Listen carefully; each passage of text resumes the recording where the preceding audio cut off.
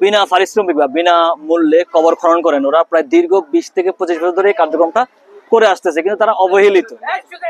তাদেরকে কোনো খোঁজ খবর নেওয়ার মতো মানুষ নেই। আমরা চেষ্টা করেছি তাদেরকে সমাজের প্রথম স্তরে নিয়ে আসার জন্য। কারণটা হচ্ছে তারা যে কাজটুকু করে, আমরা দুনিয়ার মোহে পড়ে, দুনিয়ার ধন সম্পদের মোহে পড়ে আমরা সবাই সকলের কাছে ব্যস্ত। আমরা এমনও দেখেছি বাবা কোটি টাকা আছে কিন্তু লাশ পড়ে আছে, দাফন করার মতো মানুষ নাই। এই মানুষগুলোই কিন্তু এগিয়ে আসতেছে। হে কবরটা সারি, এই কবরটা তাইও আমরা কবরের কাজ করছি ইনশাল্লাহ, কোনো টাকার বিনিময় নয়। এভাবে কাজ করে যেতেছি, সবাই আমরা আমাদের জন্য দোয়া করবেন। আমরা অন্য অন্য এলাকায় কবর করি, যদি আমাদের কাছে যোগাযোগ করলে আমরা চলে যাই, তার বিনিময়ে আমাদেরকে টাকা পয়সা দিবার জন্য অনেক চেষ্টা করে। আমরা ওই সময় টাকা পয়সা নিই না, এবং যে নাস্তা মানে কিছু খাওয়ার দরকার সেটা আমরা নিজেরা চালাই।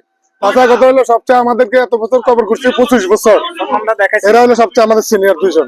তাদের কাছ থেকে আমরা শিখি, আমরাও আছি। কিন্তু আমরা সবচেয়ে আজকে একটা আনন্দিত হয়েছি যে পুরস্কার বড় কথা না। বিদেশ থেকে দেশে রেমিটেন্সের টাকা আসে নিরাপদে। তাই আজই আপনার আপনজনকে বলে রাখুন, রেমিটেন্সের টাকা যেন শুধু নগদেই পাঠায়। আমরা মুসলমান হিসাবে কবরের কাজ করি।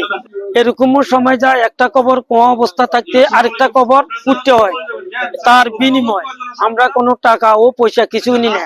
আল্লাহ আমাদের যতদিন হায়াতে বাঁচায় আমরা সর্বোচ্চ চেষ্টা করব ইনশাল্লাহ সবার কবরে অংশগ্রহণ করার জন্য। কবর তো অনেকে খুঁজছি, তবে বেশি কষ্ট হয়েছে একটা কবরে। যে কবরটা প্রথমে করছিলাম বগল খোদা করি, অনেক সময় পানি উঠে যায়। হ্যাঁ, আর শীতকালে বা গরমকালে যে শুকনার মৌসুমে যে কবরগুলো খুব সুন্দর হয়, একেবারে নির্বিঘ্নে কলম যায় কবরে আর কোনো সমস্যা থাকে না।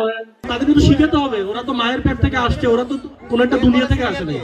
এই দুনিয়ার আচার ব্যবহার তাদেরকে শিখাতে হবে। আপনারা দেখবেন অনেক বাচ্চা ভাত খায়, মুখটা অনেক বড় করে, এভাবে ধরে এভাবে খায়, থাকি না।